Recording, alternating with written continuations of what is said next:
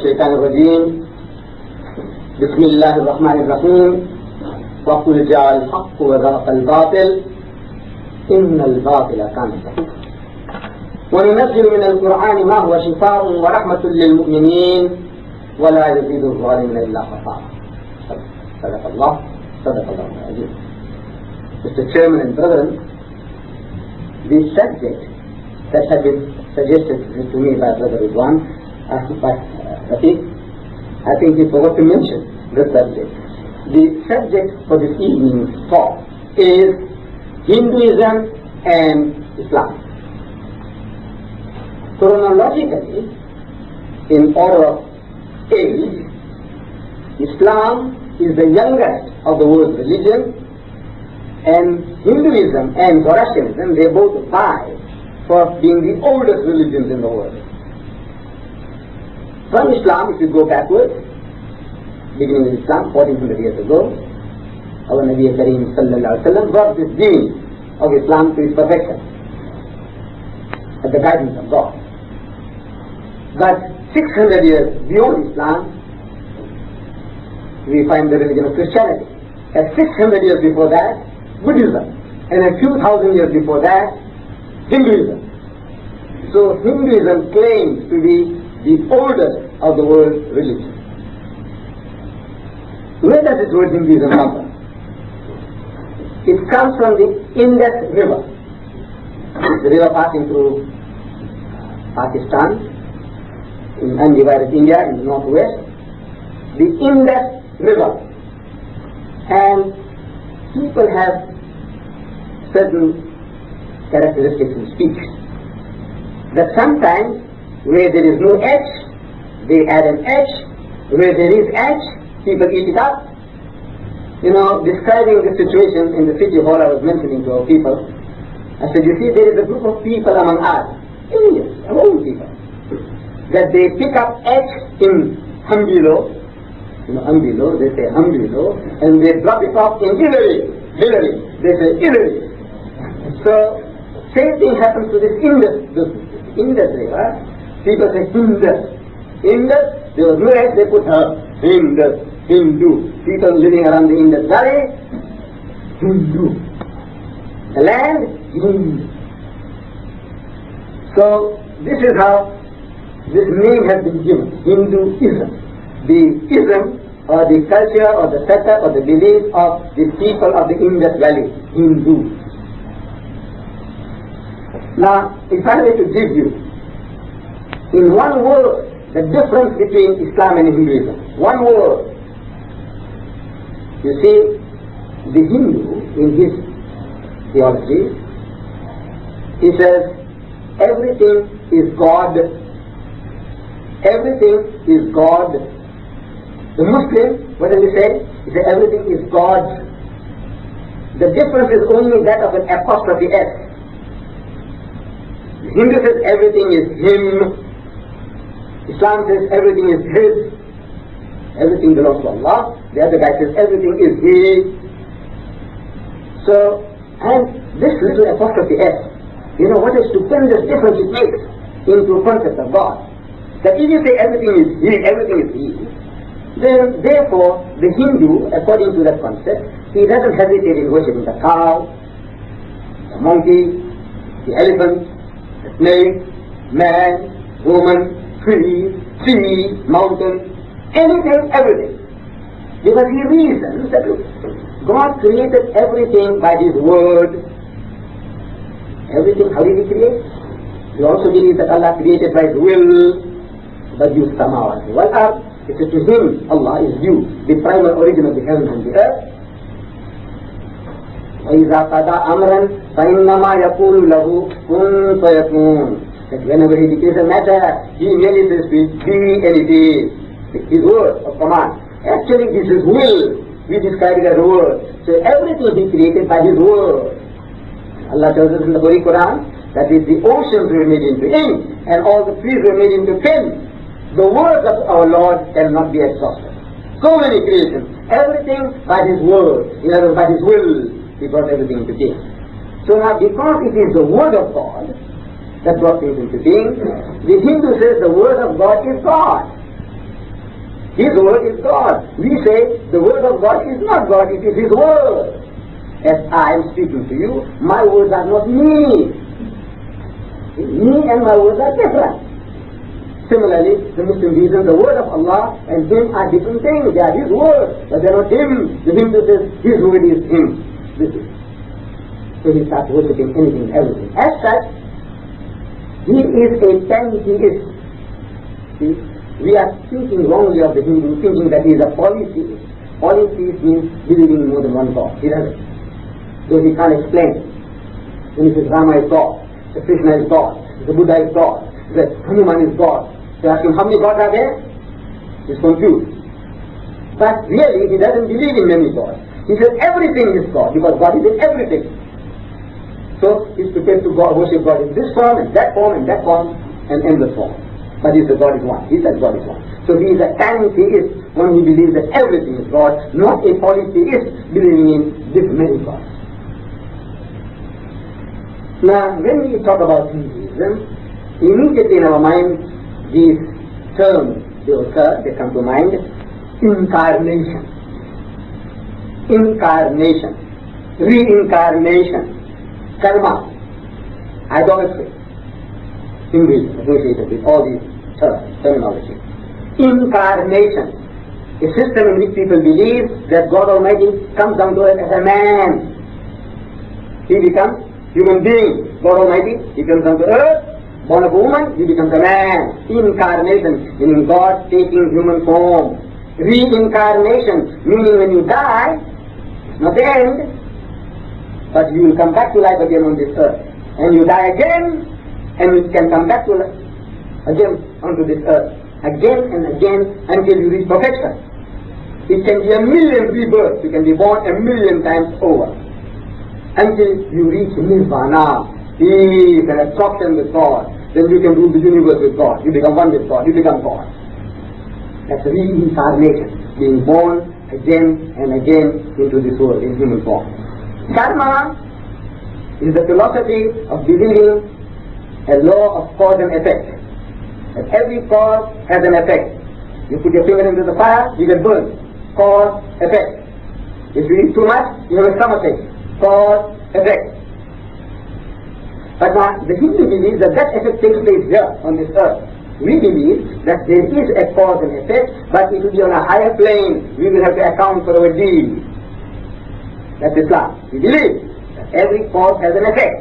Whatever you do, you are going to be recompensated, good or bad. As you sow, so you will reap. Whatever you sow, you will get the fruit of it, good or bad. But that does not necessarily take place on this earth, that you don't have to come back here on this earth to give an account. And idolatry, meaning they believe they're worshipping God through the means of different statues, idols. Now, it is not possible during the period of this talk to give you like a clinical analysis of all these terms going deep, because until everyone becomes a subject. Actually, Hinduism is such a vast thing that it calls for a series of thoughts, not just one thought. To give you in one brief nutshell, this is Hinduism. But for the purpose of this discussion tonight, we will be forced to give you a broad outline of the things that I have just mentioned. And in passing, you will be able to see them all, inshallah. Now, as we are gathered here, from what I can see, we are all Indian Muslims. I don't know if there is an Arab among you. Is there? Any Arabs here? No. Huh? No. Any Malays? No. As a people as a whole that we have gathered here, it looks like we are all of Indian extraction. Now, one of the easiest ways of trying to approach the Hindu, to talk to him, to reason with him is to confess at the outset that our people, our forefathers were Hindus. I know when I was young, I was getting shocked. When the Hindu pointed thing and said, you people are Hindus, he's trying to say that you were also Hindus. But he didn't know how to say that you are Hindus. Or maybe when he said you are Hindus, meaning you are Hind. The Hind is the word for India. India the India, Hind, you are from Hind, so they're thinking that everybody from Hind is a Hindu, whereas everyone from Hind is a Hindi. We are all Hindis. In English it's the Indian. We are Hindis, but we are not Hindus. Hindi and Hindus are different things. The guy is getting confused. He thinks now, being from Hind, we are Hindi, being here Hindu. No. Our forefathers were Hindus. And we have been Hindus for 5,000 years. If somebody wishes to claim that he's got some Arab blood in him, good luck to him. Somebody says he's got some Persian blood in him, good luck to him. Somebody says he's got some Turkish blood in us, good luck to him. But coming from India, our ancestors were all Hindus.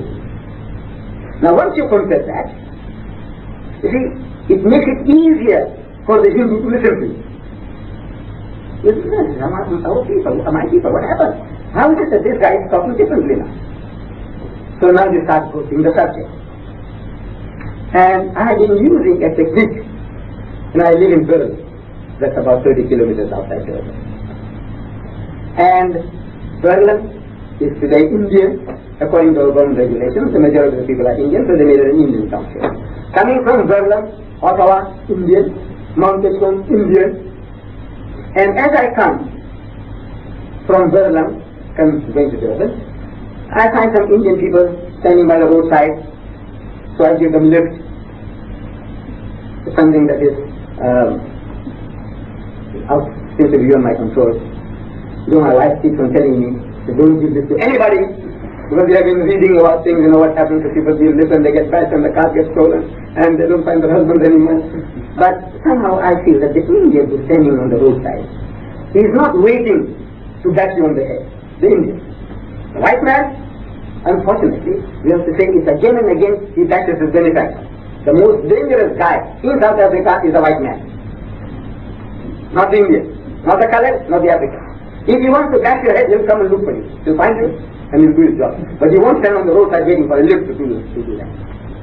So I'm compelled, some type of compulsion, inner compulsion. See, in Indian, I just want to go on, but I can't help it. I stop the car as will get inside. Now once a fellow gets inside the car, I must talk to him now. I want to make him pay for the lift. Not in money, but, we must do a job of work. So immediately I said, what church do you belong to? And if you ask that question, it's an innocent question. Nobody gets offended by such a question. What church do you belong to? So either he says, any church, he gives you a name, or he must say, I'm a Hindu. Now if he says he is a Christian, he is a type of a customer. Sometimes I give a white guy a lift, and I know he is a Christian. He says, what church you belong to? He gives me a name. I says, once he's a Christian. He says, that there are 3 types of Indians in South Africa? And the guy gets a shock.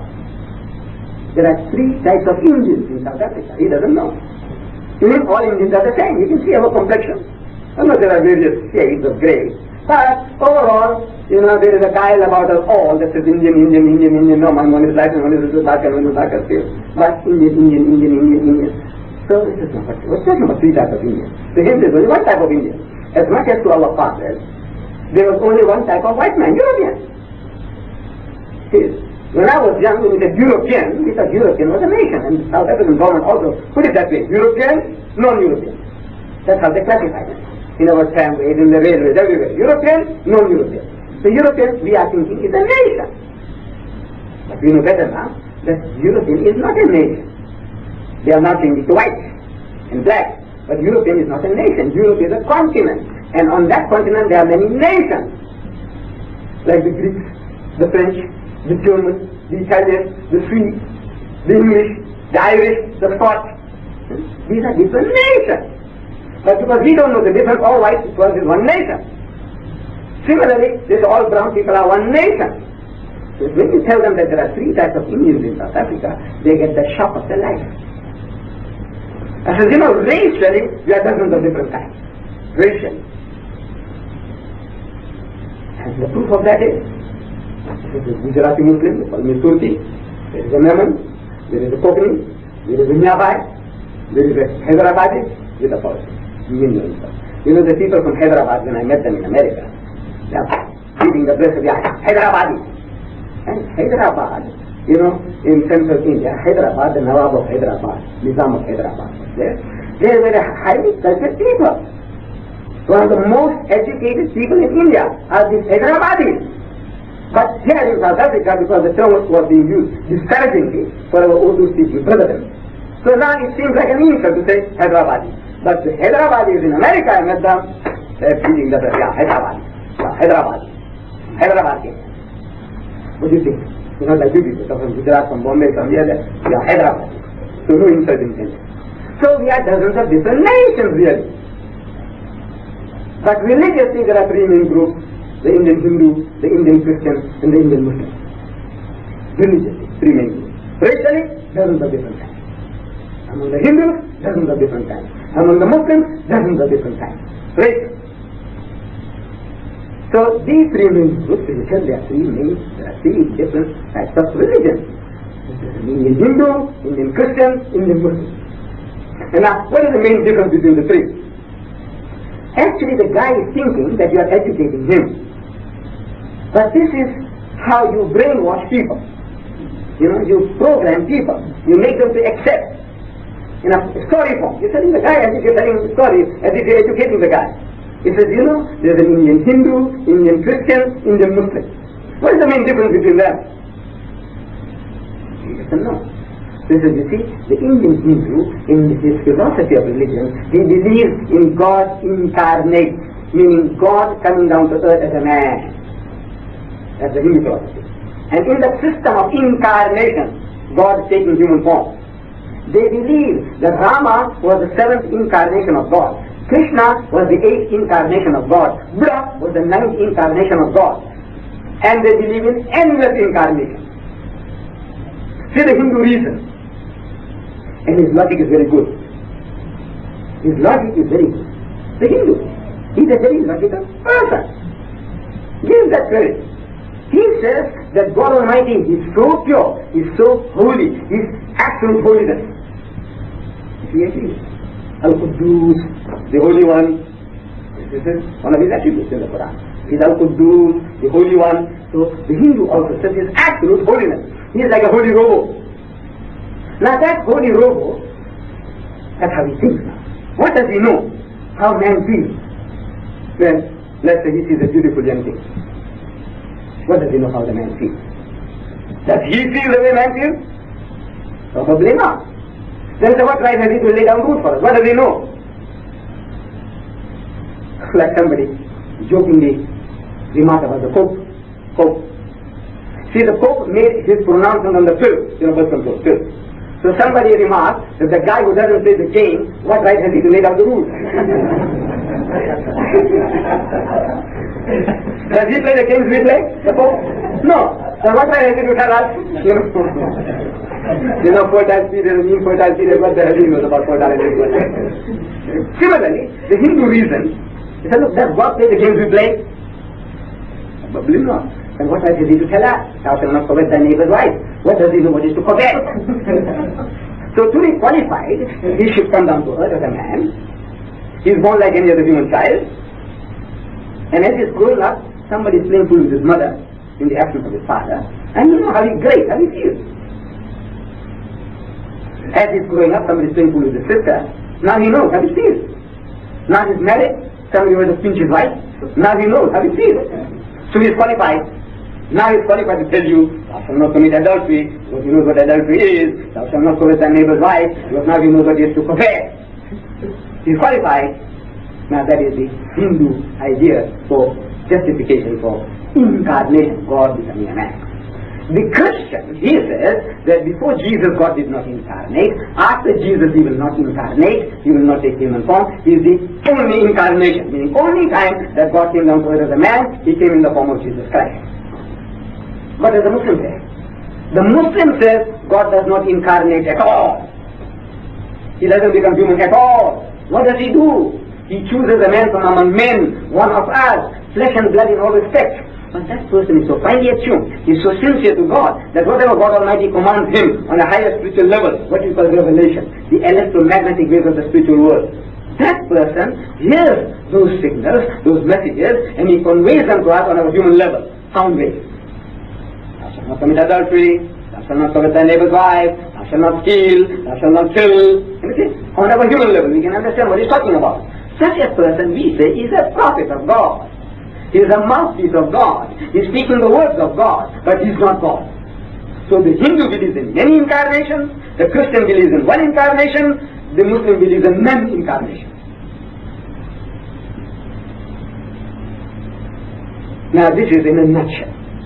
These Muslim reasons that how can the Almighty, how can the ocean be contained in the water? The Almighty, in a little puny like you, this. No, this is the Muslim concept. God does not become a man, and it is not necessary for God to become a man to understand the problem of man, because this logic is true. It's logical, but it's not true. If it is true, then God must become a monkey to understand the problem of a monkey. He must become a donkey to understand the problem of a donkey. He must become a cockroach to understand the problem of a cockroach. What kind of a God is this? He says, no. The Creator knows what He has made. If you made the table, you know what the table is. You don't have to become a table to understand a table. If you made the beetle Volkswagen, outside, you don't have to become a beetle Volkswagen to understand a Volkswagen. The Maker knows what He has made. If God made us, He knows, and as such He is qualified, and He is authoritative. He has the authority to dictate to you, to tell you how this machine ought to behave. He has a right to give you instruction. He doesn't have to become a man to understand the problem of man. Now about 100 years ago, when we came to this country, the average Indian was 80% Hindu, 20% Muslim, and 1% Christian. So when I had these Hindus getting into the car, I present this to them. I said, when we came, our forefathers 100 years ago, this was our average ratio of our people. Whereas today, you know what? The Muslim is still 20% of the Indian population. In other words, if we lost half a dozen, we might have gained a dozen. Overall, the average remained the same. But the Christian has jumped from 1 to 17% in the Indian community. 1 to 17. So I'm asking, where did the other 16% come from? In a flying saucer? From outer space? No. It is strictly from the Hindu. So the question arises, why is it that the Hindu is getting converted and the Muslim is not getting converted? Not in total. I mean, we can also lose our sons and daughters, which we are. You see? But if we lost half a dozen, we might have gained a dozen. So overall, the average has still remained the same. But the Hindu has been reduced by 16% in the past 50 years, not 100 years. Because most of this propagation work among the Indians has been done by the Christians in the past 50 years.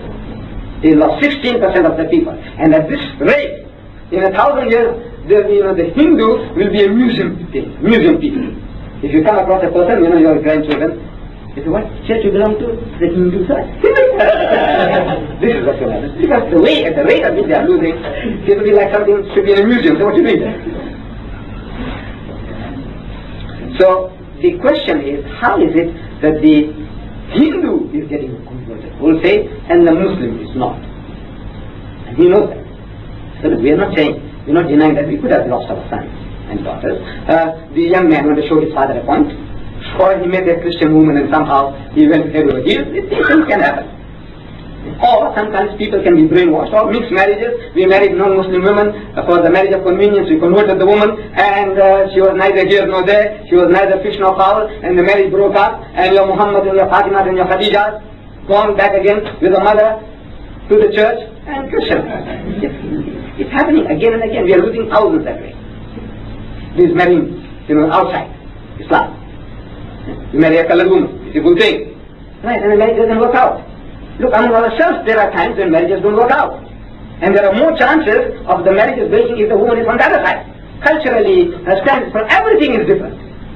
She's used to jiving and, going around with this guy and that guy, half a dozen guys. She has experience, and now you think, you got everybody's shoot bones, now you put it around your neck, make a garland out of it, and the garland doesn't work.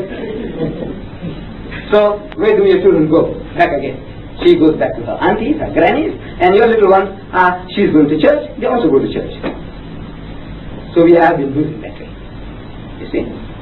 But as a people as a whole, we are immune to conversion, as a whole. So what makes it that the Hindu is getting converted and the Muslim not? So he might have that a guess. to say, well, you know, our people are very ignorant about our religion. I said, look, like that, we also have ignorant fools among us. Muslims who don't know how to read the Quran, they don't know how to make salah, elementary things they don't know about Islam, but they are Muslim, born in a Muslim home, carrying a Muslim flag, and when they die we'll bury them as Muslims. But perhaps they know nothing about Islam. It's there. From experience I know it is so. So we also have ignorant people among us, as much as you have. But I said, look, I might explain to you the reason. I may be wrong, but if I'm wrong, I would like you to correct me. I said, you see, the Hindu is a very tolerant person at home, not now in India. They're the most intolerant, you see.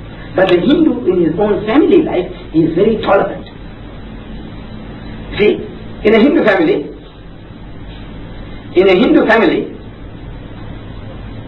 if one of them, the father says, I believe in Ganesh, the elephant that is called. The other guy says, I worship Shiva, no problem. The other guy says, I worship Hanuman, no problem. The other guy says, I worship Sita, no problem.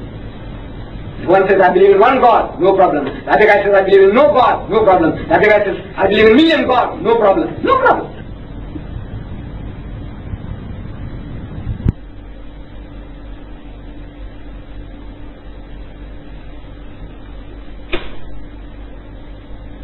Hindu will not fight as long as he says he's a Hindu. You say you're a Hindu, you can believe what you like. The only time trouble would start is when he says, now I'm a Christian. Maybe there's a reaction. Now he says, from now on I'm a Muslim, there's a reaction. But if you say you're a Hindu, and you say you believe Muhammad is also prophet, no problem. If you say Jesus is also God, no problem. As long as you read the label. So he's very tolerant as far as that is concerned. And in his system, he believes and he worships man God, women God, animal God, anything, everything. So once he is used to worshipping one type of man God, it is not difficult for him to change from one man God to another. He is already used to worshipping man God. And his man God, you know, if you see them, his man God, here is an example here, this is Shiva, is blue. See, he's blue. So this Hanuman is blue. This Rama in the background, blue. This Krishna, it looks purplish here, but is blue in the religious picture. So what is this? See, Rama is blue, Krishna is blue, and blue is an ugly color on the body of man. Oh, brother here's got a blue jacket on. Nothing wrong with it.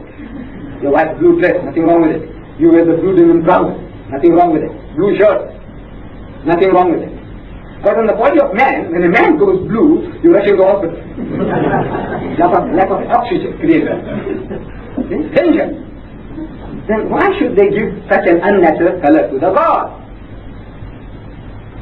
I said, you see, blue, this word blue is beautiful. There. It has so many meanings. Blue. We talk about the blue sky, the blue sea. Color. Color. Blue sky, blue sea. Then you find a guy talking fatwa about religion. And the police roadblock him. And they stop him and they get blue films in his car. So blue means filth. Filth. Huh? Blue means blue color. Now blue means filth, the blue film. Then they speak about the blue-blooded Englishman. You know what it means? It means pure-blooded. So blue now stands for purity.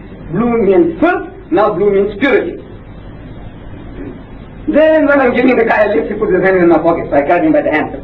And he goes blue in the face. You know what it means? He went cold. What did they say? He went blue in the face.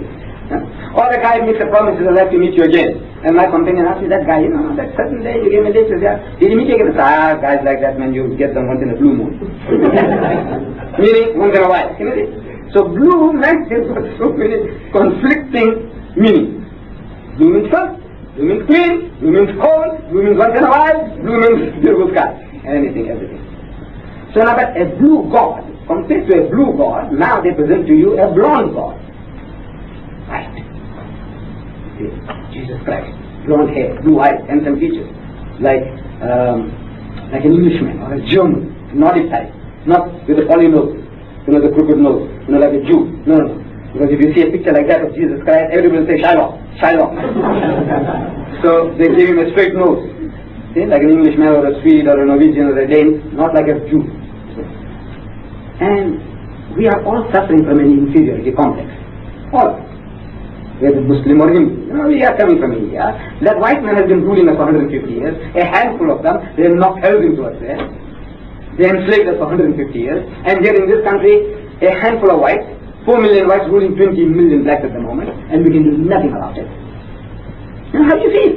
20 million blacks, and you can do nothing. Well under control. So we are all by the white man. So this white man comes along into your house, he takes your little brother or sister on his lap, or your daughter or your son, and pats him on the head. How do you feel? Most especially the Hindu, worshipping this man God and that man God. To him a God has come into his house. He is all. And then the guy terrifies us. You're going to go to hell.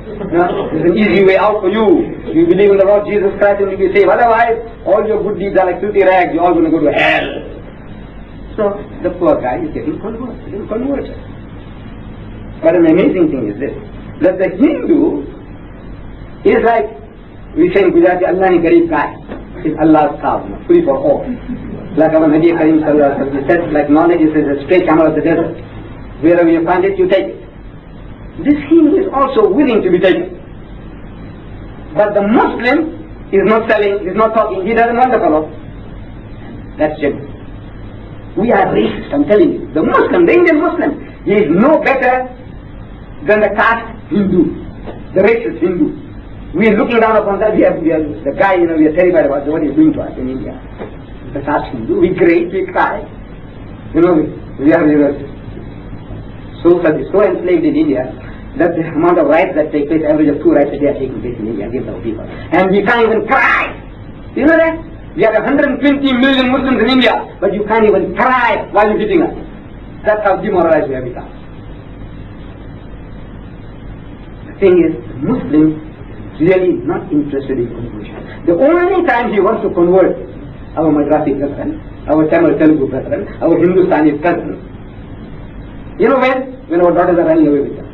Already ran away, maybe registered, maybe carrying his baby. Now she wants your blessings to get her married. That's the only time we are interested in converting the guy. Otherwise, we are actually pushing them out.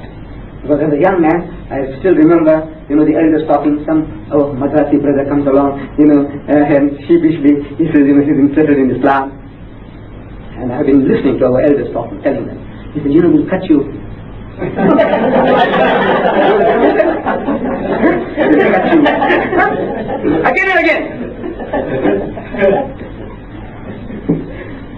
Circumcise you. They don't get circumcised because they didn't know that word fully. We'll cut you. You want to be cut? So the poor gets cold. Actually, this is our way of pushing him out. I don't know whether our mentality has changed. Maybe we don't use those terms anymore. But the mentality hasn't changed. And as a result of that, the punishment Allah is giving us. Our daughters are running away wholesale with the Muslims. Wholesale. And wholesale is a mild term. I like to see a guy coming along to me now and telling me, he says, it is those, they were telling, my people were telling. It happens in the population barracks. It happens in the magazine barracks. Or now you can see it happens in Chatsworth. It happens in Phoenix. Not my people. We are the Gujarati Bohra. We are Catholic. I say, you're Catholic? Show your daughter. You say, you're Kurvadian? I say, show your daughter. What are you? You say, you're Myabai? I say, show your daughter. You say, you're Kananya? I say, show your daughter. There isn't a guy who can say that, look, my community is not immune from this fire, that we are not getting singed. Anybody, who are you? What are you? And my daughter is not your daughter. You have no feeling for, if suppose I lost my daughter. No, you have no feeling. It doesn't hurt you. What kind of pigs are you then? I want to know. You have no feeling for my child? But unfortunately, it's a very sad thing to say that the Muslim is not interested in wanting to convert. People talk about, doing dawah work. I say, let him carry on. But the community is not interested. They are interested in you. One Muslim is interested in you. They want to convert the converted. So you, why don't you keep a beard? Huh? You've got a nice beard, Rafiq. Why don't you bring it 10 aside? That other brother I saw has got a nice beard there, but he shaved his moustache. So, our Nabi Karim sallallahu alaihi wasallam, he said that you must trim the moustache, not shave it. Easy with that. Salami or no salami? Salami or no salami? We must lift up our hands in dua or pray like that. Whether we must say dua loudly or silently. Man, we are busy. Bashing each other. The slightest little provocation, the slightest difference, you want to kill one another. But the ocean in which we are, we're getting absorbed. Our daughters are running away wholesale, and now the Christians are also making inroads. Nobody is interested. Nobody talks about it. As if the problem doesn't exist. But it hurts us to think about it, to talk about it. But now, our Hindus, I tell you, Wallah, the guy is so receptive. You explain things to him, and by the time I reached Durban, you see, the guy says, Uncle, I've never heard anything in my life before like this. The history of people. I said, look man, we were one people. And the proof. I said, you see, I'm a Gujarati Muslim. I speak Gujarati. My forefathers were Banya Hindus.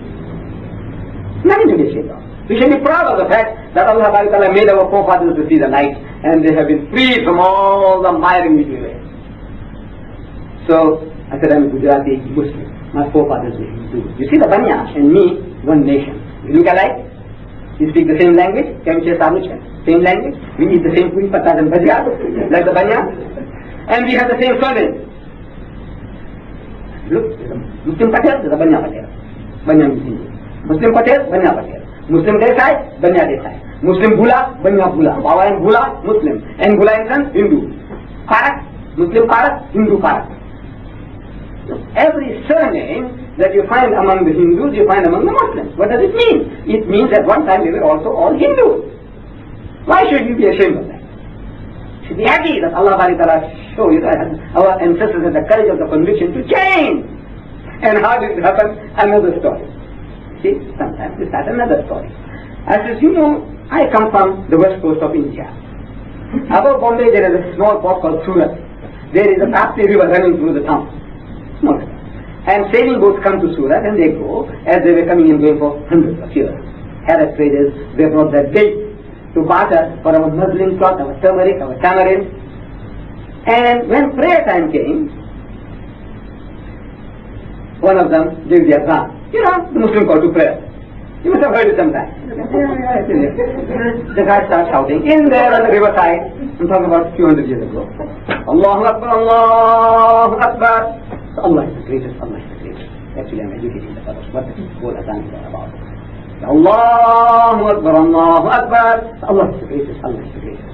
Ashhadu an la ilaha illallah. That I bear witness that there is no other object of worship but Allah. He repeats twice. Ashhadu anna Muhammadan Rasulullah. That I bear witness that Muhammad is the messenger of Allah. He repeats twice. We are being warned. Muhammad is only messenger. He is not God. He is not the son of God. Don't take a mistake like the others have done. They made the prophets into God. They made the heroes into God. Don't you do that. 5 times a day we are being warned. And Alhamdulillah, that message has gone. Nobody says Muhammad sallallahu alaihi wasallam is God. Nobody. That he is Allah. He is God Almighty. Nobody says that. Or he is the son of God. Nobody says that. 5 times a day we are being doing. Then says, if you believe in these two fundamentals, that there is one God and Muhammad is his messenger, then what is the message? He continues. The Muazzin, the one who gives the adhan, the call. Hayya ala salat, this has come to prayer. Hayya ala salat, this has come to prayer. Hayya ala falah, this has come to success. Because this is real success. That you remind yourselves about your duties and obligations towards your Creator and your duties and obligations towards your fellow human beings. If you want to be successful, there is no other way. And he winds up the call by saying, Allahu Akbar, Allahu Akbar, that Allah is still the greatest, Allah is still the greatest. Whether you come or you do not come, you are not going to lower him in his exaltation, in his majesty, in his glory. He's still going to be supreme. And the final words of warning he gives, La ilaha illallah, that there is no other object of worship but Allah. In other words, you can keep on worshipping your man God, your woman God, your money God, but remember this, that the only one who deserves to be worshipped is Him. This is the national anthem of the Muslims wherever they live. But now, on the riverside, in Surat, my ancestors, they heard somebody wailing in the wilderness. What did it sound like? Because that's what it sounds like. If you don't know what the words are, what is that like? Oh, Allah! He's lengthening the sound so the voice may travel. But to the non-believer, a non-Muslim who hasn't heard the words, what is it to him? Mankind, something has gone wrong. So I said, now my ancestors will be investigated. Somebody in trouble. And when they came there, if these people were 100, one guy takes the lead and 99 follow. If there were half a dozen, one guy takes the lead and 5 follow. So they are there. And going up and down, looking this way, looking that way, lifting up the hand. When they finish the prayer, thanking the Almighty for His many mercies and praying to Allah, so Ya Bari Ta'ala, make us successful in our business, and then when we are successful, when we return home, we want to find our family safe and sound. This is what the whole thing is about. And when they finish, they find the customers are waiting. So my Hindu ancestors, we Banyan, we are highly intelligent people, very clever, beautiful. Look at the business. Who has them all? Industries, who has them all? The Banyan Muslims. We are the Muslims. It's fast, it's not common. Who's got Bangla? Who's got the food? Says among the Hindus, the Bayan. Among the Muslims, the Bangla Muslims. Admit it. That Allah has given the Bangla Muslims something little extra which is mathematics, that he can work out. Very, very easily, how to make profit. The other guys don't know so well. Maybe computers. So, my Banya ancestors, they're arguing with these Arabs, they were living. Up and down, looking this way, looking that way. He said, no, we are praying. Praying to who? See, my ancestors couldn't pray without having something in front of them, in a statue or a picture. I'll show you some gods of my ancestors. So they can't pray. So what are you praying? You don't see anything there. What do you worship? The river god? No. But the tree god? No. Then what god are you worshipping? So the Arab explained. He said, we are worshipping the unseen God of the universe, who is beyond the imagination of the mind of man. We know He exists, we know He is real, but it's not like anything we can think or imagine. My Hindu ancestors were not to be undone by such logic. He says, we're not like you. You worship a God you can't see, you can't feel, you can't touch. Not like you. You worship the sun. You know what the sun is doing for us. He says we worship the cow. We know what the cow is doing for us. We worship the sea. We know what the sea is doing for us. Not like you. You worship a God you can't see, you can't feel, you can't touch. So the Arab reasoned with my ancestors. So look, the sun is a wonderful thing. See, without the sun, no life. If there's no sun, there's no life. But tell me now, did the sun make the grass? He says no. Did the sun make the chicken? He says no. Did the sun make you? He says no. So you say somebody made the sun. For your benefit. And the sun is doing its job. It's following a law and order. So precisely that it's working that we can, through mathematics and astronomy, we can predict the eclipse of the sun 1,000 years from hence. Every eclipse of the sun you can work it out. You can write it down. And to the minute, to the second. And you can say that from Durban it is visible, but you won't be able to see it from Johannesburg. Or you will be able to see it from Timbuktu, but in Southern Africa you won't see it. Or you can work it out for 1,000,000 years hence. You know why? Because it's following a law and an order so precise, so exact, more exact than the best watches on the wrist. But can the sun say tomorrow that I won't come out? No. So the sun is doing its bidding, so we must thank the one who put it there. See? And the cow, the cow too is a fantastic animal. We get our milk, our butter, our ghee, and the cow dung makes that wonderful compost, better than any fertilizer you can buy. It's a creature. See? Can the cow make itself? Says no. Can the cow say from tomorrow I won't give milk? Says no. So if somebody made the cow for your benefit, you must thank the one who made it. And on and on. The sea too. Without the sea, all the filth and the mud that gets washed into the ocean after every rainfall, it will ferment and will create gases that will kill all living things. But by the mercy of God, the gravitation is turning out the waters, digesting the filth and the rubbish, that it might not kill us. The one who has made all these things, you must thank Him. So, between two brothers, Chagan and Magan saw the light and he became Musliman, and Chagan remained behind. So I am the children of Magan, and the Banyas are the children of Chagan. They are cousins. They are one people. So, imagine you, when I lend you interval, I say stop my car. Previously Victoria Street, where that machine was. Now I park in the Jacob Square garage. I look, I stop my car and you get down. And you come outside and you're fondling my mud guard and you're kissing my tires. So somebody coming along, passing by, say, what's wrong? What kind of inspection is this guy doing? I don't know. He's tanking my car. So what for? So the sun might have got him, the rain might have got him. What will people say? They're bloody lunatic. Look, who stopped the car? This is you. You see? If you have to kiss anybody, it's me. I'm not asking you to do that. But if you have to, kiss my hands, kiss my feet. I don't know what do people say? You're lunatic. Yes, I see this. The uncle, I never saw it in that light before. Yes. But these are ways you can approach them, explain to them, and you entertain them. There are certain common denominators between the types and types of Hindus. You see, there are two types of Hindus. They call them the Aryan Hindus and the Dravidians. Dravidians are the Tamils and the Telugus. They are actually the natives of India, meaning the original people of India. Some 5,000 years ago, an Aryan invasion of India took place. My ancestors, they invaded India 5,000 years ago. And they conquered the land 5,000 years ago. Now, among them now, we have this Hindustani and the Bayan people. They worship the same God. The Tamils and the Telugus, they worship different gods, different names. The Hindustanis and the Bayan, they specialize on Rama, Sita and Hanuman. Hindustanis and the Bayan. They commemorate Diwali a day after the Dravidians, the South Indians. They commemorate Diwali a day before, and the Aryan people, the Gujaratis, the Banyas, and the Hindustanis a day after. You know why? He doesn't know why. So I said, you know what? You see, Rama, we both specialize. Because the Hindustani more easy. The Hindustani or Banya, I said, look, you specialize on Rama, Sita and Hanuman as gods. The South Indians on Shiva, Subramani, Ganesh, and endless other gods. So I said, you know what? Who was this guy Rama? According to the Ramayana, the Hindu epic of Rama, it says Rama was a prince of Ayodhya, a kingdom in central India. His stepmother had a couple of sons. And one day she did something very nice for the old man. Maybe gave him a good massage. And the old man was elated, happy, I don't know, you don't know how one feels, when you are old and somebody gives you a nice massage, how you feel, So, the old man is elated. He says, look, darling, what do you want? Ask me and I'm going to give it to you. So happy. So she says, anything. He says, yes, anything.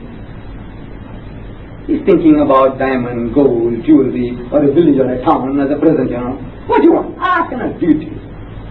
So she says, no, not now. When the time will come, I will ask. So, few years later, when the time came that Rama was to become the crown prince, that in the absence of the king, he will become king, and her own son's position will be jeopardized. So now she reminds the old man. He says, you remember one occasion you told me that you are prepared to give me anything? He said, yes. You still prepared to abide by that? He said, of course. I'm a man of my word. So she says, look, I want you to exile Rama, throw him out of the kingdom for 14 years. In the meantime, she knows her children will be in power. 14 years, kick him out. So ask! What is it to ask? You ask me diamond, gold, jewelry, village, town, I'm prepared to give it to you. Land, what do you want? What is it to ask? I said, if you don't want to, you don't. But you said anything. I said, yes, but if you don't want to, you don't. But you said anything. So the old man got his word. So he called Rama. Look, my son, between me and your mother, this is the problem. I promised her anything, and now she is holding me like that, and she wants me to exile you. And Rama is a gentleman. He said, look there, I don't want you to compromise your promise. If that is so, I am prepared to go. Voluntarily. So Rama and Sita and Lakshman, Rama's brother, they go out into the wilderness. In the wilderness, the king of Ceylon, Ravan, this is Ravana. He sees the beautiful Sita. Ravan is the darkest skinned fellow. Because you see, the equator is passing over the Ceylonese, the Senegalese, the Sri Lankans, for millions of years. They are better built than the people from central India. Very lighter complexion people, we're coming from the north. You see, the sun is hitting us at an angle. And these dark skinned people, the sun is brazing them all the time. So this dark skinned fellow, this Ceylonese Ravan, he sees this beautiful Aryan girl, like a Maharaj girl, like a Singh girl, like one of my daughters. He sees this beautiful thing, and he is enamored. He wants her. But he can't go and grab somebody's wife and he's a sharpshooter. Rama was a sharpshooter. So he makes his brother, this is the history I read in the Ramayana, the Hindu book called Ramayana, the epic of Rama. So, Ravana, he makes his brother by magic, by mesmerism, hypnotism, to appear like a buck, deer, and it goes in front of Rama and Sita. And when Sita sees it, she is tantalized. She wants the buck. She tells her husband, the husband is behind her, I'll go and get it for you. So he starts chasing the buck. And running after the buck, and when he gets a chance, when he was out of sight, he shoots it, and the thing falls to the ground. So he goes up to the buck, and he goes up to it, is metamorphosed into a man. And he realizes that somebody is playing a trick on him. If somebody is playing a trick, there must be a motive. Sita's life must be in danger. So he rushes back to Sita, and Sita is gone. She is abducted by this guy Rama. Taken away. Poor Rama, what is he to do? So he goes and finds Hanuman, the monkey god. This gentleman here, the monkey god. You see? He goes to Hanuman, the monkey god, and tells him, look man, my father kicked me out of the kingdom, and somebody stole my wife. Won't you help me? And Hanuman is a gentleman. He's also a gentleman. He said, look man, I'll help you, by all means. But you can't clap with one hand. You clap with two. So he said, look, you help me and I'll help you. What you want me to do? He said, come with me, follow me. What is it? He said, look, me and my brother are twins. Who says that? Hanuman, the monkey god. He tells Rama, me and my brothers are twins. And my brother has usurped my kingdom. So I want you to help me to get my kingdom back, and I will help you to get your wife back. Okay? It's very fair. So come. So they go to Hanuman land. There in Hanuman land, he said, look, I'm going to start a fight with my brother. A duel unto death. Not like they do here. No, the grunting goes on, the tiger thing, and no, the real duel unto death is either you or me. So he goes and makes an offer. He said, look brother, you want to settle this once and for all. Let's have it out. And whoever wins, he gets the kingdom. The other guy knows he's stronger than this guy. I said, right, okay, that is how you want to settle affairs? I'm game. But in the meantime, he told Rama, this Hanuman to tell Rama, he said, when I go and fight with him, you shoot him in the back. Finish him on the back. So they start a fight, and they're dueling, and after 15 minutes, half an hour, this guy comes back, panting for breath. He said, why didn't you shoot that fellow? He said, if I go for the next round, I'm finished. He says, no man, between you and your brother, you are so identical. If I tried to shoot the other guy, I could have shot you. What to do? If I go for the next round, I'm finished. He said, look, you put a hanky around your neck, then I know that you are you and the other guy is the other person. So right.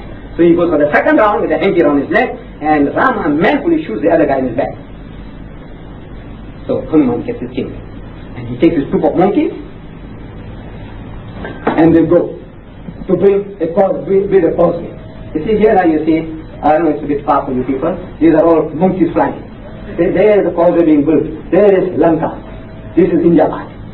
This is Rama, this is Lakshman, and this is Hanuman, the monkey god. This is Shiva, the god Almighty, and his wife Parvati. Right. But this is the causeway they're building between India and Ceylon. And it took them 12 years throwing rocks into the sea.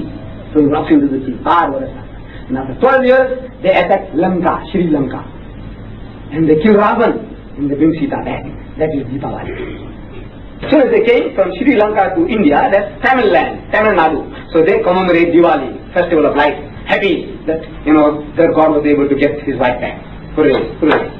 Then a day later, the North Indians, they started celebrating. You see the difference, the reason. Why the South Indians first, a day before, and the Middle Eastern Indians, or the North Indians, a day after. This is the reason. I'm very good. Beautiful story. I'm telling you, so, and everything they know. There's nothing new. But I said, you know what? This creates certain questions in my mind. I said, you know Rama is a god? He said, yes. But I said, he didn't know that the buck was not a buck. He didn't. He's God, but he didn't know that the buck was not a buck. Somebody was deceiving him. He's God, but he didn't know, poor fellow. That's what it looks like. That's what the book says. I said, Rama is a god. But he wants the help of a monkey god to help him. He is God, but he needs a monkey god to help him under the difficulty. Incongruous. I said, yes, look, he is a god. And yes, I said, 12 years poor fellow had to wait to get his wife back. You see, Ravan, maybe he had a helicopter or a boat. He took Sita across just like that. Rama took him 12 years. to build a causeway. I said, didn't you know how to make a raft? You know, these people that we are talking about are my people. 5,000 years ago, there was a civilization in the Indus Valley. I went to Mohenjo-daro and Taxila house at Rawalpindi. In Rawalpindi, Taxila, there are excavation works going on, and there's a museum close by. I visited this in around the 1950s. At that time, I wasn't very much interested in what I'm talking now. I was just, casually, just to come and tell people I visited Taxila. From that point, I visited the place. And in the museum, I saw gold jewelry as modern as today's jewelry, made by my ancestors 5,000 years ago. 3,000 years before Jesus was born, they had a waterborne sewerage in Taxila. They made muslin cloth, a yard muslin cloth you can hold it in the palm of your hand. That nation, they didn't know that dead would float. Is it possible? A nation was so civilized. They made gold jewelry, they made muslin cloth, but they didn't know that dead would float. As in anthropology, study of man, we learn that mankind knew that dead would float long before he invented fire. As in anthropology, study of man, we learn that mankind knew that dead would float long before he invented fire. The primitive man standing by the riverside, the river is in flood, and he sees trees being washed away, and somehow the trees come somewhere nearby one of them, and then he wades in and he gets onto the tree and sees this carrying his weight, and floating, and he's jumping. Hey, it's like, it's a nice feeling. He discovered that dead wood floats long before he discovered how to make fire. And yet Rama, poor man, he didn't know how to make a raft. He could have crossed over, he wouldn't have waited 12 years. But the devil, Ravan, that is the devil, look, the devil did it just like that. God, he spoke for 12 years. And I said, look, you my friend, if somebody takes your wife behind the door for 2 minutes, and if you have the power to break the door down, break the wall down, what would you do? You'll break it down. If you have the power, you wait. Somebody with your wife, your mother, your sister, your daughter, you wait for 12 years to rescue her? What kind of a God are you? What is that guy doing with his wife? Can you imagine? Because if anybody steals somebody's wife, there's only one reason. No matter how old the guy is. Nobody steals people's wives to worship them. You're my people, you're very beautiful, you're very nice. So the guy sees that. How ridiculous the situation is. But you see, my forefathers, they saw the light and they extricated themselves. Or we have another experience. You see, the experience with Hinduism is so vast. But if you look first, the opportunities are there. Pass it on, pass it on. When you're passing on, you're actually programming him, you're brainwashing him away from what he's holding on to. Because his mind revolves. God! He can't save his own wife, and then somebody abducts your wife and he says, oh Rama help me, oh Rama help me. And how can the poor Rama help you when he couldn't help his own wife?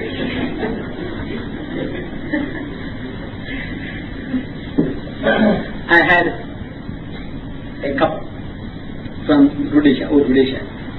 They call themselves spiritualist white people.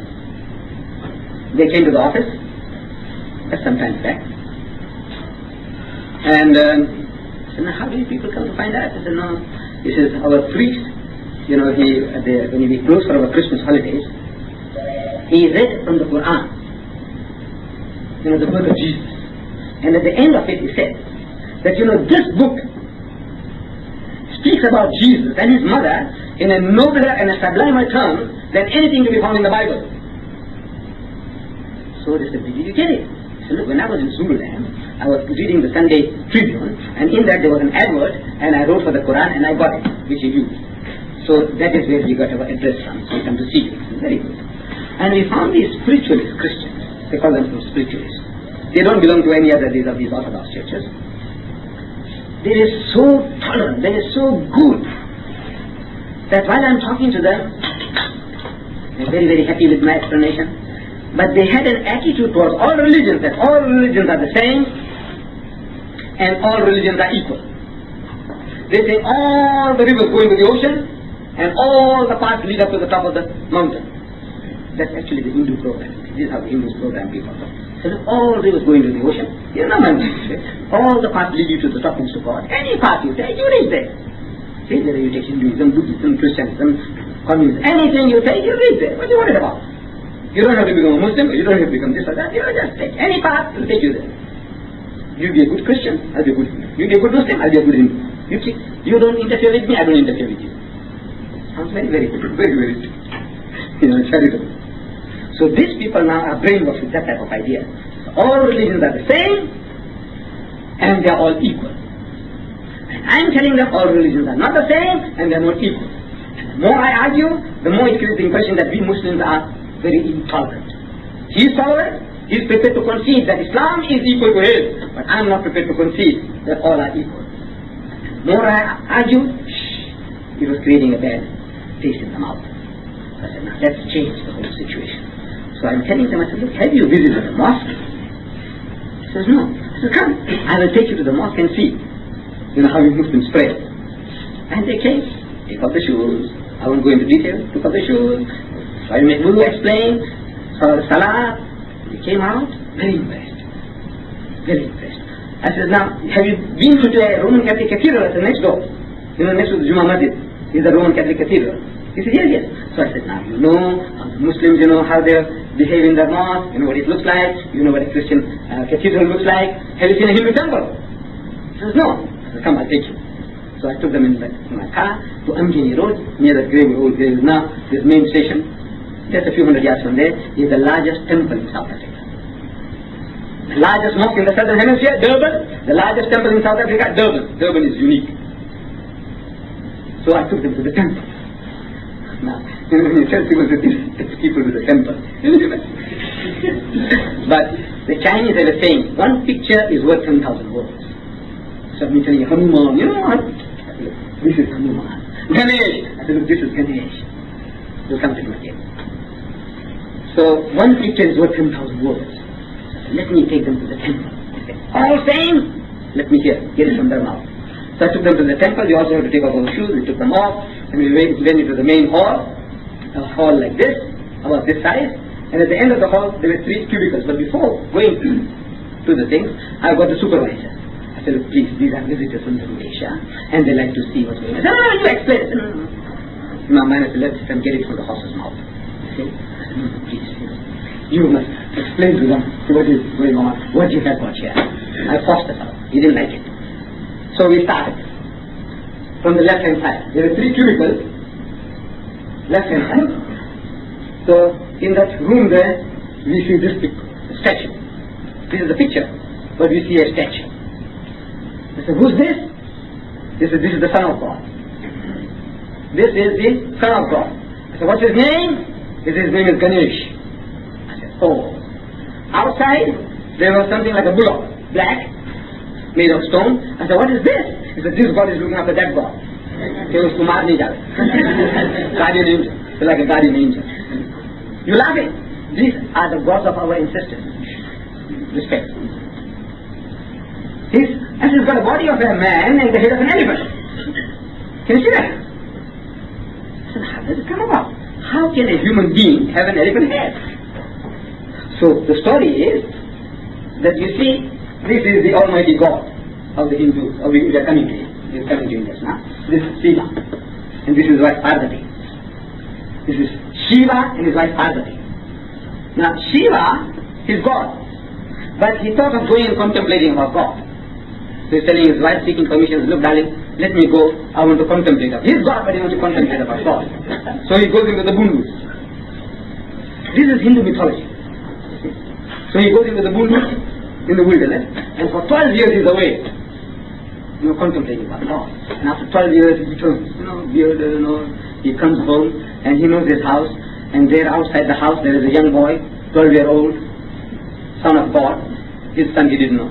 See, anyway, he didn't know his wife was pregnant. So by the time he returns, there's a young boy, 12-year-old, is waiting there. The old man, where are you going?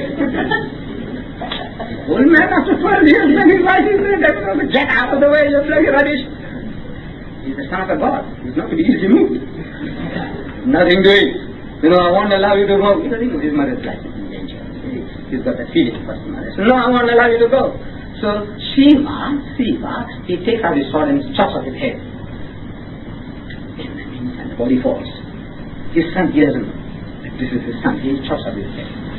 So Parvati comes out. So, what have you done? Our son. Son, this is your son. What have you done? Take the head, quickly. Bring the head. But Krishna couldn't do this. They're looking for the head. And you know if God hits, how hard he hits. Across the 7 seas. Across the 7 seas. They're hunting for the head and they can't find the head. And the body's getting cold. So he said, look, maybe any head will do, bring a head. And so there was a baby, and if elephant grazing, there's a chop of the head and they put it on. This Bayan couldn't have done that, I'm sure. This Bayan, poor fellow. You know? So he did. That's how he got the elephant head. So this is the Son of God, Shiva is the Father, and this is the Son. He's got an elephant head. This is how transplant takes place. That must be about 4,000 years ago. This Bayan still couldn't be predicted. Now we come to the center. The center, the main object, you can see too well here. Here, you see this there. It's worth visiting. Wallah, we must visit this temple. You know why? Then you will appreciate what Islam is doing. That had it not been for Islam, your mother and your sister and your wife and your daughter would have been garlanding this. If Islam did nothing for you but save you from garlanding this, I want to know what you're going to pay to Islam for that, just that. This thing here is the Almighty God. This is the big thing like this, big column like this. It had a crown on top of it. So I'm asking for the benefit of my visitors. I said, what is this? So he said, this is the Almighty God. I said, what's his name? His name is Shiva Lingam. Look, I know what Lingam is. See, Gujarati, I don't know how many of you know Gujarati. But Gujarati is my mother tongue and 40% of my language is Sanskrit. See? And I know, I'm born in India, terminologies and all I know. So I'm asking the supervisor for the benefit of the Rhodesians. I said, what is Lingam? The guy smiles. I said, please tell us. What is Lingam? He starts to give you a joke aside. This is not a thing to joke about. Almighty God, and you laughing, you're grinning. This is not something to joke about. I said, tell us what is Lingam. He can't. He put over his mouth. So I had to put it in his mouth. So I said, is that the male organ of procreation? He said, yes. I said, oh. You see, if you want to see this word, you must get the Oxford Dictionary. L-I-N-G-A-M. Lingam. Oxford Dictionary. It tells you it's a phallus. If you don't know what a phallus is, look it up in the dictionary. It will tell you something else. And if you don't know that, then you have been wasting your father's money. So I said, look, what have you got it in? It's in something. This thing was covered with a piece of cloth. No, I said, look, he's got no head. I'm telling you, he's got no head. You should know his God. But I said, look, I can't see the head. And he has a crown on top of it. So she's got a mouth too. I said, but I've got no head. But he says, got it. I said, okay, he's got it. What can you do? He said, I can't see the head. He says, got it. I said, what have you put it in? He said, that's a pedestal. I don't know, what do you call it? This pedestal, what do you call it? He says, Yoni, Y-O-N-I, Yoni. You must look up the Webster Dictionary. Oxford hasn't got it. I don't know why. He will tell you what it is. I said, what is Yoni? I said, please, jokes aside, tell us, what is Yoni? I said, is that the female organ of procreation? He said, yes. I said, oh, you got the male organ and the female organ? Yes. I said, oh, that's the Almighty God? Yes. I said, oh. These are the words of my ancestors, your ancestors, man. You must know. Then you will be able to appreciate what Islam has done for you. Otherwise, we are ungrateful wretches, the whole lot of us. We are ungrateful. Just pay 5 cents a day, you think you have paid for it. Just fasting of Ramadan, you think you have paid for it. What Islam has done for you is to free you from that. Lingam Yoni worship, what are you prepared to pay for that? Okay, the religion is not enough. You must go and see. But tell our daughter, I was telling our daughter, now to this our friend, Mr. Dabu, he's a lecturer there, Durban West. When he was a young man, I'm telling him, I said, look man, all those girls that are staying with you people there, I'm prepared to give you a free bus. I will take you to the temple, I'll bring you to the mosque, and I'll lecture to you what goes on. Explain to our daughters what you are bargaining for. When Allah says, Ulaika yaduna ila nar, they are inviting you towards hellfire. Wallahu yadu ila jannati wal maghfirah. Whereas Allah is inviting to his Jannah and his maghfirah. Why you leave that and go towards Jannah? Let them see. One picture is worth 10,000 words. Not the time when she's running away, then you say, no, you know, he's a mushrik. That's the only time you say he's a mushrik. So she said, what is that, Daddy? Explain to her. What is mushrik? She's not circumcised. So what difference does that make? Explain to her. Your daughter. Maybe she's carrying his baby now. Is that the time to talk? Show them what it is. This is it. Islam has freed you. Where are you going back? The next one. Next video. Subramani. South of southern India. 4 hands, 2 eyes. And you go further, another one, another one, another one. Oh, the gods and the goddesses. You know, of my ancestors. Shoot. I've got some pictures here. I hope, you know, the timid don't get terrified or horrified. Look at this. This is Kalima. Look at that. Chain of skulls. Look at this. This is Kalima, our goddess of our forefathers. This is Krishna, Gopalan Krishna, the cowherd Krishna, the cowboy Krishna. This is the cow, he is a herd cowherd, and this is God. Same God, Krishna Sahib, you know, he finds some young girls, the cowherd girls, you know, girls who look after the cows. They are swimming in the water. That's about a dozen of them. They were absolutely naked. Some of them, they put some saris around them. But they were in the water naked. They left the saris outside. So Krishna takes them onto the trees. He adorns the trees with the saris. This is according to the Rama, Bhagavad Gita. See? So the poor thing, you know, human beings, how long can you remain in the water? After an hour, 2 hours, it's cold, man. You know, the water becomes uncomfortable. All the pleasure is going away now. Which they want to come out. They can't come out, they're naked. So they're telling Krishna, says, please, let us have our saris. He says, no, you come out and I'll give it to you. So they came out, poor thing, with the hands around their private parts. He says, no, you take off your hands and I'll give them to you. So they have to take off their hands so they can get the saris back. This is all our forefathers, our gods of our ancestors. Islam is freedom. So now, we went and saw. Then there are 9 planetary gods representing the planets. You must go look at it. Huge table, stone table, on which there are 9 planets. And if a husband is sick, the wife will go for 9 consecutive Saturdays with burning camphor, going around, offering coconuts, fruit, money, and in 9 weeks' time the husband will get well. And the credit goes to the gods. I'm asking, how many times will you sick for 9 weeks in your life? You. How many weeks will you sick in your life? 9 weeks? Well, nature takes its course, and man gets shot, and the credit goes to the gods, and the priest eats the fruits and takes the money. So, when everything was over, I'm coming out, tying our shoelaces again, once more. I'm asking, I said, now, you know, what we saw here, either this is right, or when God spoke to Moses, as we read in the Bible, God says, I shall have no graven images before me, not even of the likeness of the things on earth, or in the heavens above, or in the waters beneath the sea, for my name is jealous and I am a jealous God. Nothing before me. Either Moses was right, or this is right. I'm asking, who is right? He said, no, Moses is right. I said, Moses is right, then this is wrong. He said, yes. I said, they're not the same. He says, no. Right. There's a formula. What do you say that? What do you say? So, that's the answer. In other words, the job is done. Can you see, one picture is worth 10,000 words. If I explain like this, like that, have a look at this. This is it. And the other picture, mental picture you have. Between the two, you see any difference? Both can be right. This is right, that's wrong, and that is right, and that is right, this is wrong. Yes. They're not the same. No. Now, this is how, you know, you can explain. There are so many things. As I said, you know, clinically taking up idea by idea, this reincarnation business. How did that come about? You see, when my ancestors, 5,000 years ago, you see, they came from Mesopotamia of old, what is now modern Iraq.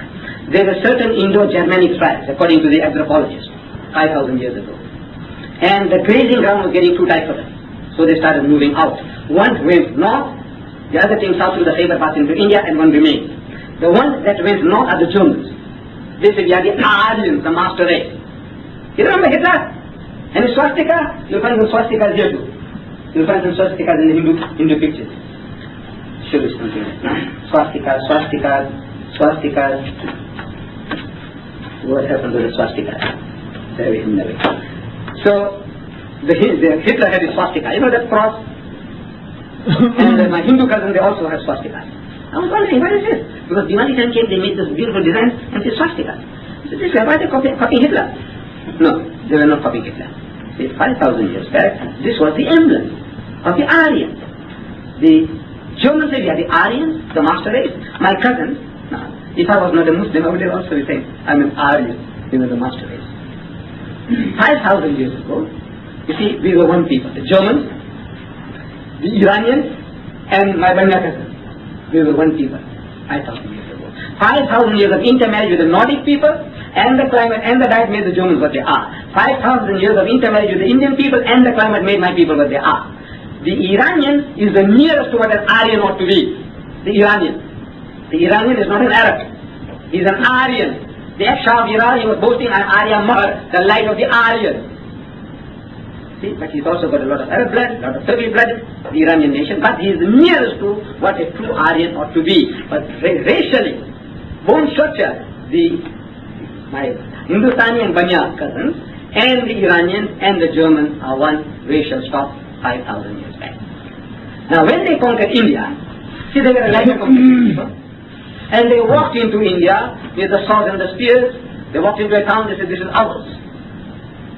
And the people gave in, no fight. He said, the gods have come to take their inheritance. It's all yours, Baaz, take it. Walked into a village, he said, this is ours. So Baaz, take it. They took India without fight. They took it, the sword and the spears. These were docile people, the Indian people, very docile. That's 5,000 years ago. They just walked in, conquered. Now my ancestors, they were a very clever people. So 5,000 years ago, I said they made gold jewelry. 5,000 years ago, they made a muslin cloth. 5,000 years ago, they had a water one surah. When the white man was living in caves like animals, my ancestors were civilized. What happened? Allah tells you in the Quran. He tells you what happened. So kulsiru fil ard. So travel through the earth. Fanzuru and see. Kaifa kana aqibat. What has happened to those before you? Kana aktaran nasi mushrikun. Another place, again, kulsiru fil ard. So kana aktaran nasi munkiru. Kana aktaran nasi kafiru. Again and again Allah says, go and travel through the earth and see. What has happened to those before you? Most of them were mushrik. Most of them were unbelievers, kafirs. Most of them were ungrateful wretches. So, see what happened to them. Learn a lesson from that. Allah said, these people, they were worshipping the elements. Rama didn't make a raft because he was afraid of the sea god. That's the reason. He knew that they would float. But so, the sea god might get angry. So, he says, no, slowly, we'll put, rocks into the water. The sea god can still slip away, and then took them 12 years and they crossed. See, India is such a civilized nation, they couldn't cross to Mombasa. You know that? They didn't cross to Mombasa. But the Arabs came, and the Portuguese came, and the French came, and the British came and conquered our land. Right? They were not afraid of the sea god. My cousins, they were afraid of... Look, they were mushriks, worshipping the elements. This is the reason. But highly intelligent people. So they said, look man, India is a land of teeming millions, even then compared to themselves. They were perhaps 10,000 men, women and children. But because of fighting people, they conquered the land. Now what to do? They had the sense to know what Jesus Christ only said 2,000 years ago. He told his people in the Garden of Gethsemane that he who lives by the sword shall die by the sword. Means the force of arms is the thing that justifies your existence. By force of arms, somebody is going to do away with you. This is not a means for justifying our anything. See, my Hindu ancestors, they knew this 5,000 years ago. So they said, we must weave an intellectual bondage around these people, the Indians. Physical bondage, because it is visible. Once you realize what it is, you can easily break it. Like in Mozambique, 500 years the Portuguese ruled Mozambique. When the African came to realize, the Mozambican, so what makes this guy to rule us? He's not stronger than us. He's not more than us. It is technology. It is gun. But you must also get the gun. They said, no, they won't let us have it. So China said, we will let you have it. Russia said, we will let you have it. They had their own reason. So what the Portuguese had for 500 years, they lost in 10 years. Once you know what it is that's subjugating you, once you see the shackles, the bondage, you know how to break it. Physical bondage, because it is visible, it is more easily broken. My ancestors, they wove an intellectual bondage. Intellectually, when you enslave a man, he is happy in his enslavement. So they saw the people in India, the South Indians, the Tamils and the Telugus, the natives of the land, they were worshipping Shiva. Shiva.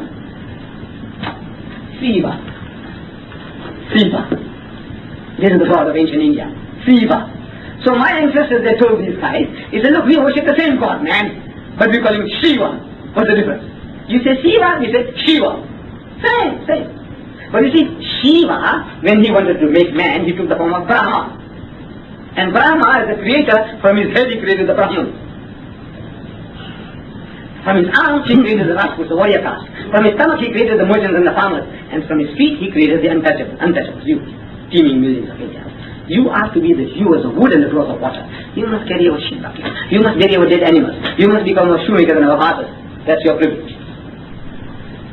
And if you do that job well, in the next life, you have a chance of becoming a farmer or a merchant.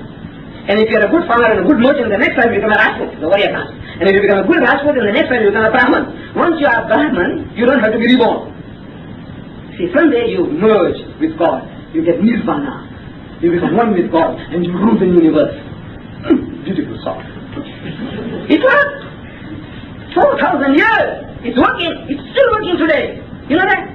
It's a beautiful bonding. Intellectually you enslave people, make them to accept your theory. Once they accept, they're willingly your slaves. So coming from Bangla again, Ottawa, I see some Hindustani ladies. From the way they are attired, I can say they are Hindustani. I can't describe it, but I know when I see a Hindustani in a camel, I know this is Hindustani, this is camel. There's something about them, the way they wear the sari. So I stopped the car. There are a couple of ladies with some children. I stopped the car. I said, Bayani, tum log kahan jata? Sisters, where are you going? I said, Darban jata. I said, get inside. So they got inside. I started the car. So since they answered my question in Hindustani, the Bayani, tum log kahan jata? I know they are Hindustani, 100% now. So I said, I'm asking Mr. Bayani, tum log kahan rehta? Tum log Singh rehta ke Maharaj rehta? What are you? Are you Singh or Maharaj? So the lady says, हम लोग सिंह में रहता, हम लोग महाराज में रहता. I said, तुम कहाँ रहता? What are you then? You are neither fish nor fowl. What are you? He said, हम लोग अहीर रहता. Ahir, you are the untouchable among the Hindustani. Ahir is a low caste among the Hindustani people. So the Beni, this is all very rubbish. You know, my forefathers, they created all this to enslave you people. Right? There is no truth in it. They were fighting tooth and nail against me. They said, नहीं, मालिक ने हमको ऐसा बनाया. This is the duty of an intellectual bondage. You see, when you want to free the slave doesn't want to be free. That's how my forefathers did. So they invented all these things to enslave the people, to rule the people better. And they did a beautiful job. But they went out to do, they did it. But now it is our duty to free them from this bondage. The Christian is making inroads into the community. The guy is free for all. See? The reason why we are not getting converts is because we don't open our mouths. We are too damn busy fighting ourselves in this ocean of Christianity, in this ocean. We are also in an ocean of Hinduism. We are a minority of a minority. But we are not interested in propagating the faith. And the punishment for that is there for you to see. It's a punishment of Allah. Allah doesn't come down from the heaven to the in his hand. The thing that you value most, your daughters. That's not something. Wholesale. We are busy, look, हमारा कुछ खुद का ठिकाना नहीं है. That is what the people are saying. Look at that, they are not perfect. I'm asking, when will you be perfect, my son? My boy, you tell me. Huh? I said, go and ask the greatest alim you know, ask him whether he's perfect. Whether he's perfect. If he said yes, I say he's shaitan, big shaitan. If the man says yes, I'm perfect, I say big shaitan. The great man, in humility says, I'm a बहुत गुनहगार. May Allah have mercy on me, pray for me. This is every man, good man will tell you that. So when will you be perfect? When will you open your mouth? In the meantime, the enemy is going to wait for you. Is he waiting? Look at the example of Nabi Karim. And they give you examples. The very people who are stopping you from doing propagation, they give you beautiful examples. But they can't see the natural consequence of their example they are giving. I am listening in the Western Mosque. A great man from India is giving this beautiful example. He says, you know, in the Hajjatul Wida, the farewell pilgrimage, the last pilgrimage, there were 110,000 ashaba. And our Nabi Karim sallallahu alaihi wasallam, in his farewell sermon, khutbah, is asking them, he says, have I delivered my message to you? Has my message reached you? And they, in one voice, they all said, most certainly, it has. So he lifts up his eyes towards heaven and says, Ya Bari Ta'ala, you be a witness to this, that I have delivered my message. And you, my brethren, that are present here, pass this message to those who are absent, who are not here. The message that you have received, pass it on to those who are absent. And they scattered throughout the world. Out of the 110,000 Muslims that were there, not even 10,000 are buried in the lake. What happened to them? They went away to flying saucer. What happened? What happened to them? No, they understood the meaning of whatever Nabi Kareem spread out throughout the world. They went to India, they went to China, they went to Indonesia, they went to Nigeria, they went came as far as Mozambique. They did the job. That's the example. You're giving that example, but it says, now you know what, you people must come along. You know, we're going to have a little Jamaat there to fulfill that example. We're going to gather something in some mosque. Nabi Kareem spread out throughout the world. They went to India, they went to China, they went to Indonesia, they went to Nigeria, they went came as far as Mozambique. They did the job. That's the example. You're giving that example, but it says, now you know what, you people must come along. You know, we're going to have a little Jamaat there to fulfill that example. We're going to gather something in some mosque, in some backward place, in forward road, and we come there, and you know, we're going to stay there for 4 days, and we're going to stay there for 40 days. The example is they spread out throughout the world, looking for who? For Muslims? Wanting to convert the converted? No. Were the Arabs perfect? I'm asking, were they perfect? You know 75% of the Khulafa Rashidin were assassinated? Do you know that? Oh, Nabi Kareem has just passed away. You know, before he came there was trouble going on. They were perfect.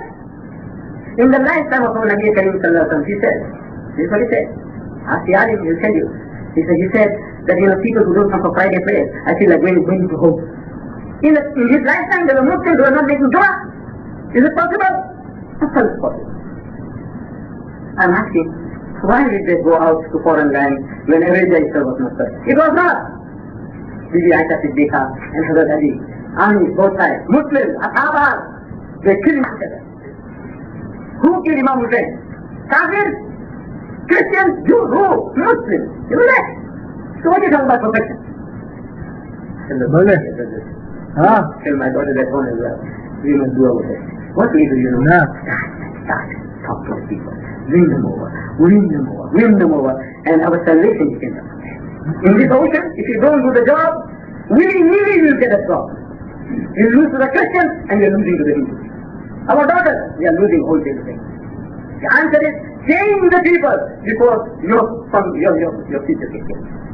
Change them.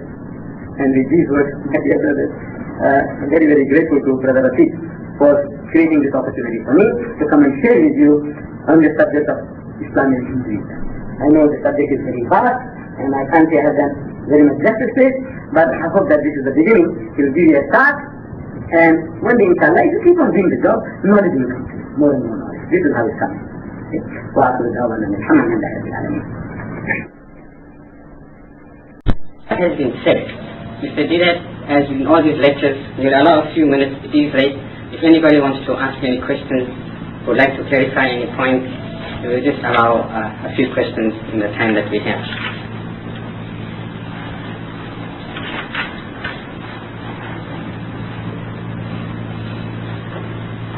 You're all converted. Maybe just let the ball rolling. Is it possible that Rama and Krishna, though they may have been transformed into gods, could have been maybe prophets at that time sent by Allah subhanahu wa ta'ala?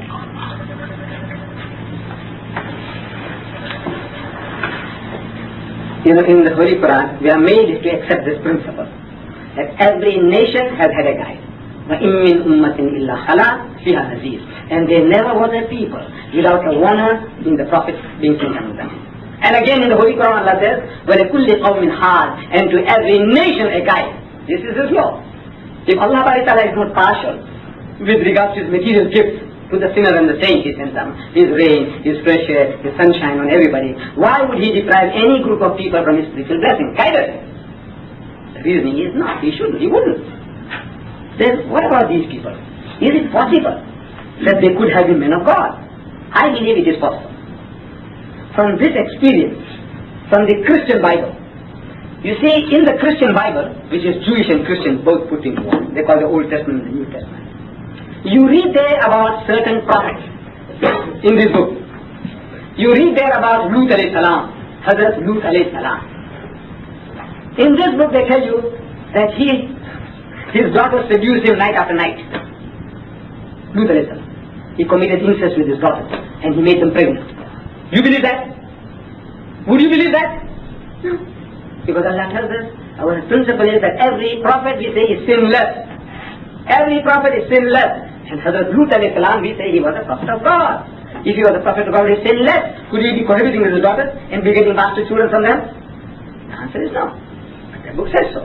Had it not been for the Quran testifying that Lut alayhi salam was a messenger of God, would you have believed that he was a prophet? Would you? A man committing incest with his daughters? No. Can you see that? Nuh alayhi salam. He said Nuh alayhi salam. In the Quran he testifies that he is Allah's Nabi. Sinless. But the Bible tells us that he got drunk and he was lying naked. You believe that? Hazrat Sulaiman alayhi salam. You believe it? But his father, Dawood alayhi salam. You know, he goes and commits adultery with Uriah's wife, not a Sheba. According to the Bible, and he had that woman's husband killed, murderer. Would you believe that he was a prophet of God? No. But Allah says so. He's Allah's Nabi, we believe. Allah says it's sinless, we believe. Sulaiman alayhi salam, he had 1,000 wives and concubines. 1,000. And in his old age he made a temple for the worship of idols for his wives. You believe that? Jesus Christ, you read the Bible. He insults his mother. He says, woman, what have I to do with you? Woman? Huh? Is that how you talk to your mother? You expect a prophet of God to talk to his mother like that? And he describes himself as a wine bibber and a gluttonous eater. And ever and again, according to the Bible, he is ever abusive to his people, the elders of his people. He says, you generation of vipers, you snakes, you hypocrites, you fools, you wicked and adulterous generation, haram khor qawm. You expect a prophet of God to talk like that? On that evidence alone, we would have rejected 100% all the prophets mentioned in the Bible. But Allah says, look, this is Masoom, this is sinless, we accept it. We accept that they were prophets, and the stories are false. Because the stories about them are false. So similarly, about Rama, we don't know what would happen. About Krishna, he could have been a good man. Buddha could have been a good man. But these are stories woven around. Certain personalities, exaggerated, fairy tales and all. So I would be charitable. I can't say that they were prophets. But I said, look, they could have been good men. They could have been chosen by God, because this was long before our Nabi Karim sallallahu alaihi wasallam was born. But as the stories are woven around the prophets of the Bani Israel, similar thing can also happen to the prophets of the Aryans. So from that point of view, as the stories are told to us, we say, now look, these are fabrications, additions, frills are being added, like this Hanuman fellow, Hanuman, the monkey god. See, my neighbor in Viradam, Mr. Naidu of the Divine Life Society, a little older than myself. This man, he invites me to his home for a cup of tea. As soon as I build my house, he calls me. So I go along, sit down in his library, and he had more books on religion than in the Gandhi Library in Queen Street. So when I saw all those books, and being in the Divine Life Society, I'm asking him, I said, Mr. Naidu, this Hanuman, this monkey god, I said, was he a animate creature, flesh and blood, or was he a machine, a robot? So he says, no, he was animate, something like that, flesh and blood. I said, was he alone by himself, or did he have wife and children? So he said, no, he also had wife and children. There was a breed of them. I said, what happened to them? I said, you know what? Today in India, we have hundreds of different breeds of monkeys in India. But there is not one Hanuman breed. This breed is not there in India. And it's not there. This is like an Apollo, like a Hercules. Big thing like that. But with a monkey face and with a tail of a monkey. Not like the vervet monkeys you find in the Burman bush. The little thing. No. This is like a giant Apollo, Hercules, like that. What's that thing? Tiger thing, all like that, tiger thing. You carry big rocks and put into the ocean. Those little monkeys, while they were throwing those little stones, if there those little monkeys like the vervet monkeys, still that causeway wouldn't have been completed. So you need somebody big. So I'm asking now, what happened to them? Mr. Naidu, what happened to them? I says, we have a written history. India, 5,000 years old. So, if a flying saucer came and took them away, it must be written somewhere. An atom bomb fall and destroyed them all, there must be something written in our history. Mr. Naidu, I want you to do me a favor. I want you to look it up for me. I said, yes, Mr. Naidu, I'll look it up for you. After a month, I visit him again. I said, Mr. Naidu, did you find anything? He said, no, not yet. I'll look for it. Okay. Diwali comes along, I go again. I said, Mr. Naidu, did you find anything? He says, no. I said, you know what? I said, there was no such thing as a Hanuman breed of monkey. So, but my book says so, it can't lie. I'm not telling your book is a liar. Your book is not lying. But there was no such thing as a Hanuman breed of monkeys. So what makes you to say that? I said, you see, if there was such a thing, they would be in the front of our eyes all the time that these are the monkey gods that help our God. Again and again, every time you see, you say, Salam, he helped our God. This guy retrieved our wife, God's wife. You can never forget. Every time you see them, you say, these are the benefactors of our God. But there's no such thing. You know why? Because there was no such thing. But what about my book? I said, no, he's not lying. I said, you see, I am an Aryan, my nation. We are the Aryan nation. As Muslims, this is rubbish. It comes from nothing. But to him, look, my nation is an Aryan nation, a master race. And we were looking down upon your people as Vanaras. Vanaras means monkeys. Like the Afrikaner. He calls the African Babujan. So what is Babujan? Babujan means baboon. What is baboon means monkey. You ask him who's doing his gardening for you, say the Babujan. Who's working in the mines for you, say the Babujan. But he's talking about the poor African. He's not Babujan. Similarly, we were calling you people Vanaras. Vanaras means Vanaras. Vanaras means monkey. See? So, Rama goes to one of your people, nice people, kind-hearted people. One of your chiefs, Yomkosi. Yomkosi, like goes to village. He says, Yomkosi. He says, look man, my father kicked me out of my kingdom, and somebody told my wife, I want you to help me. Oh, so he's happy. He says, you give me a helping, and I'll also do that. So he takes his troop of monkeys and they build a causeway. Right. And they go and get themselves killed, and they did the job, they retrieved Sita. Right. But now, in the mind of Rama, he says he's made a monkey out of the guy. They had their own food, they slave for 12 years, free of charge. What are they? You know, there are such good people, the Tamils and the Telugus. They did the job. So in the mind of the arrogant fellow, he says, we made monkey out of this fellow. We used them and he used for nothing, everything. His food, his labor, everything. He did the job. And when we went into battle, so many got killed. For what? For a foreign race. So he said, we made monkeys out of them. So that's what the wise man wrote. He says, this Vanaras, this is monkey. This Babujan. You know, the king among them, Hanuman. He was like this and like that, and he did, and he brought his people, and it worked like lightning.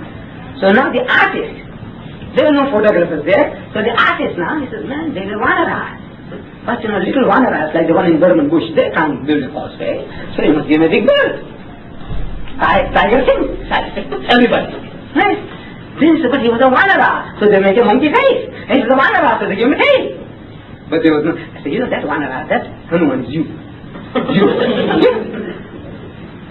And my God, every learned man I have spoken to, I said, in the absence of another theory, you have to accept my theory, that this is it, that you are the Hanuman breed, you. In the minds of my people, even now, you know, the Bayan, he looks down upon the Hindustani looks down upon the Tamil and the Telugu. And what? He's a monkeys, man. So, so, things like this can happen. You know, over a period, you add frills and you give the guy a monkey face and then you give him a tail, all that. But all these things didn't make. These are the Tamils and the Telugu. They have made monkeys out of that. Freedom from that. Freedom, and it's freeing them. There's benefit from that. You're actually freeing yourself by freeing them. Once you allow them to be Christianized, I tell you, the respect that they have for us. That's the moment they have respect. The Hindu has respect. I'm not talking about your competitors in the land. That's different. I'm talking about the ordinary man, the ordinary Hindu, the Tamil, the Telugu, the Naidu, the Pillai, the governor, the Mudli. He has got respect for you. As soon as it's Christianized, finish. Now he wants to make mess in your head. Now he knows you're going to go to hell. At the moment when the Sulla fellow is guru, ask him, and I'm telling him, and he agrees. I said, look, ask your father, your grandfather, if he's still alive, that if he needed 5 pounds in the good old days, and there's a Hindu shopkeeper and there's a Muslim shopkeeper, who will you go to? No hesitation. He said, go to the Muslim, Sulla fellow. I said, what for? Why Sulla fellow? Why did you go to the Hindu? No, they know, so the Sulla fellow is alright. He can't say no. He's got respect for him. Why don't we, use that respect to bring them in, make them our brothers? Instead of waiting for our daughters to convert them, why should we convert them?